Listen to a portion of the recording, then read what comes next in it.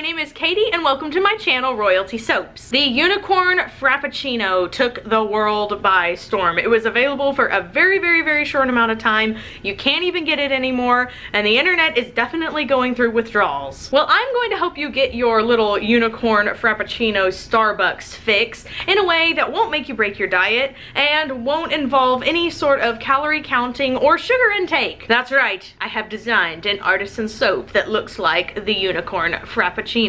You're very welcome. This is the only soap I actually have available for pre-order. You can check that out by clicking the link down in the description box that says buy me. So without further ado, let's make some soap. The first thing we're going to do is mix up the base of the soap. So this is what is going to look like the drink part of the Unicorn Frappuccino.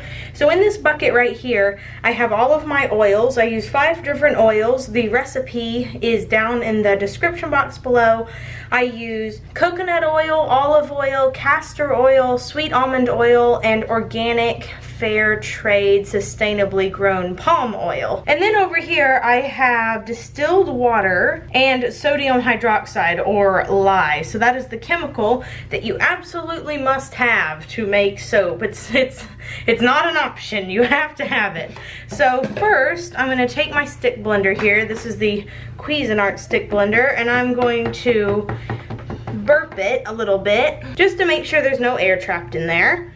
And then I am going to pour the lye water solution down the stick blender. I'm going to set the lye water bowl off to the side, and then I'm going to mix this up until the oils and lye water solution look sort of like this. So it's still very liquidy, but everything is fully emulsified and blended together. I'm going to set my stick blender off to the side just a little bit now, and I'm going to pour off some of this soap batter into these pitchers here. I am using all the necessary safety precautions for good soap making form. Brambleberry has a wonderful video about safety during soap making, and if you've never made soap before and are thinking about trying it, they have a series for beginner soap makers that I absolutely recommend you do watch. Now it is time to mix in the colors. So I have colors from a couple of different places, and again, I will leave all of their names down in the description box below in case you want some. So the majority of the soap is going to be that absolutely luscious hot pink color. Then we're going to have some purple accent with this soap right here. And then in this container, we're going to have that teal turquoise color. You can see it's very pretty and very vibrant. So we're just going to pour that in there. I'm going to start by mixing up the pink because that's the lightest color.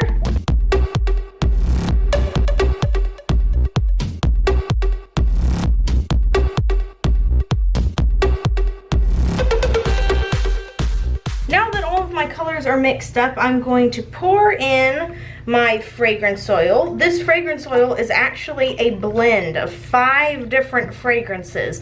I was going for something really sweet, really fruity. I have some mango in there because I know that's like one of the main flavors in the Frappuccino, so that should be coming out really strong. We've got some cherry in there. We've got some little hints of vanilla. It's just a really yummy fruity fragrance. And then I am going to blend in the fragrance oil by hand.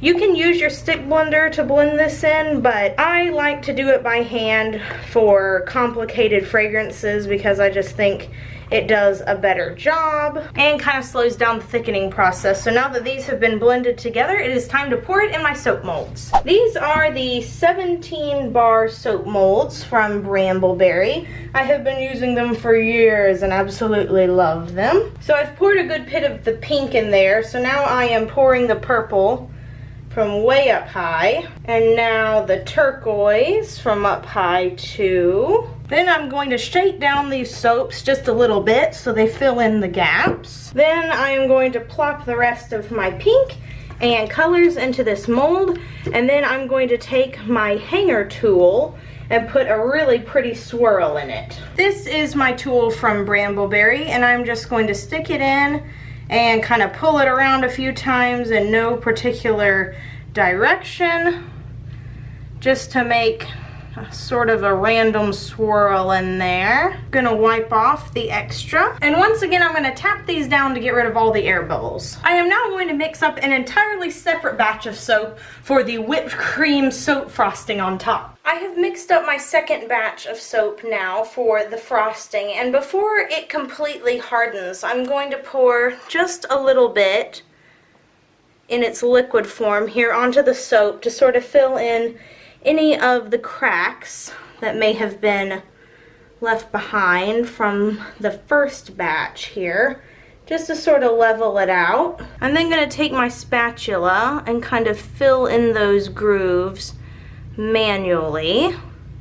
And after that's done, I'm going to let the piping continue to sit until it is at a consistency sort of similar to a thick royal icing or frosting. If you would like my recipe for soap frosting and a whole bunch of the cool piping utensils and colors that I absolutely love to use, I have a kit available at nurturesoap.com, and I will leave a link below so you can pop over and get it. You'll also get exclusive access to some instructional tutorials about piping soap and piping soap cupcakes when you purchase my piping set. All the gaps are filled in, so now I just have to wait until my soap is at a pipeable consistency, which should be in the next 10 to 15 minutes. My piping is all ready, so using the piping bag and coupler that comes with my Royalty Soaps piping set, I am now going to pipe across the soap with an 888 Atico tip. And for those wondering, yes, these are regular old baking tips that you can buy on Amazon or at your local craft store that people use for cakes. They work just fine for soap. I've been doing it a really long time now. Never had a problem with any of the tips I've ever used. I am putting just one row straight up and down with like 3 little poops across it like this. And then I'm going to start swirling it across because this tip is really ribbony. It really looks like whipped cream. So once I kind of cover everything with the initial row, we're gonna start getting a little more floppy, a little more fancy. These soaps are vegan friendly. They are also really, really big. They're like normally around 6.8 to 7 ounces. So that's a really big bar. Lots of my customers like to cut them in half. They don't have any preservatives or any weird things like that in there. You saw me put all the ingredients in. It was oil, it was fragrance oil, it was lye water solution, and it was skin safe, vegan, no animal testing colorants in there. Now that that's done, I'm going to just start ribboning this across, just like this. It looks very floppy. You can really experiment with what you want from this tip because it is so versatile. I'm now going to let this sit for a little while and let the finishing kind of piping that I have left in my batter sort of thicken up a little bit more so that I can do the last row across the tops here. I honestly didn't wait that long.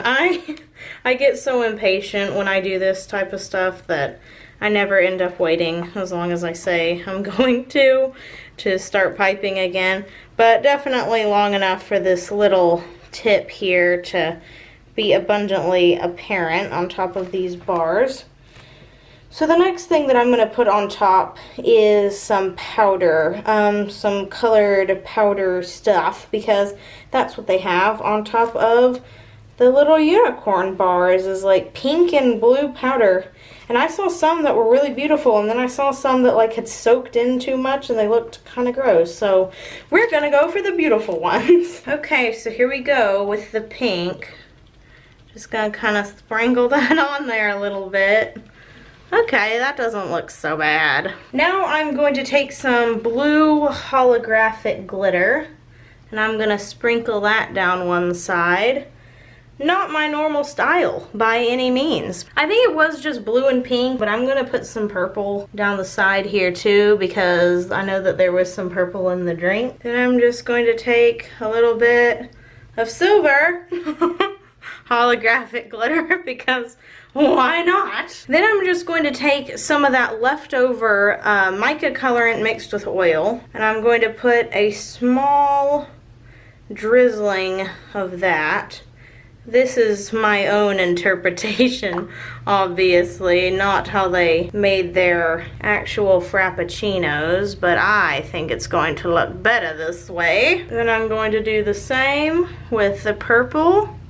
Just kind of drip it all around, and the same with the pink. And just kind of go back and forth. Now in all of the little bars, I'm going to put a little straw, just like a real Frappuccino. This will, of course, need to be removed before you use the little soap. Just like some people like to put raffia or something on their bath bombs. You just gotta take that off, or maybe they put a little natural stem or something.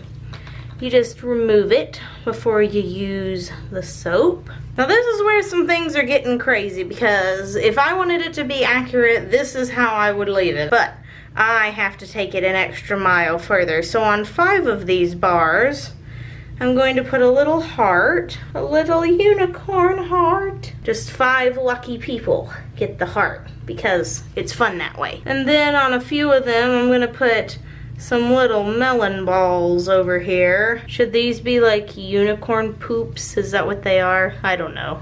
There's something though. And then every single bar is going to have a beautiful sparkly diamond on top, and these have holographic glitter all over them. So the big ones are going on the bars that do not have the pretty little soap balls on them, and then we'll put the little ones in there here and there. Now that all the little glittery bits and bobs have been placed in there, I'm going to spritz this entire soap with 91% rubbing alcohol. This is very common stuff. You can get it at your grocery store or a drugstore.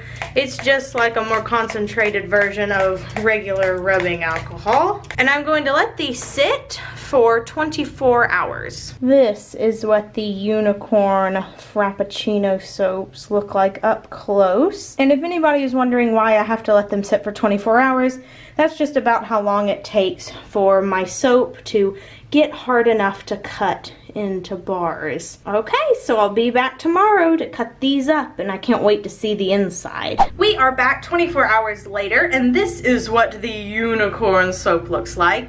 So to cut this, I'm gonna have to be very careful of the straws here. Some of these little diamonds are going to be cut a little bit, but that is okay. We will simply stick them back on. I do have to slice this very, very, very carefully. And this is what the unicorn Frappuccino soap looks like on the inside. The fragrance is super duper sweet, and I think the soap definitely looks like an 80s throwback. And the silly question for today is, would you rather be the funniest person in the room or the most intelligent person in the room? To answer this, please just click the little eye icon in the upper right hand corner. And this is what the top looks like of the soap, and I have glitter all over my hands now. Well, I hope you guys enjoyed the making of this unicorn soap. If you did, please give this video a big thumbs up. Maybe subscribe to my channel for some more pop culture inspired soaps in the future,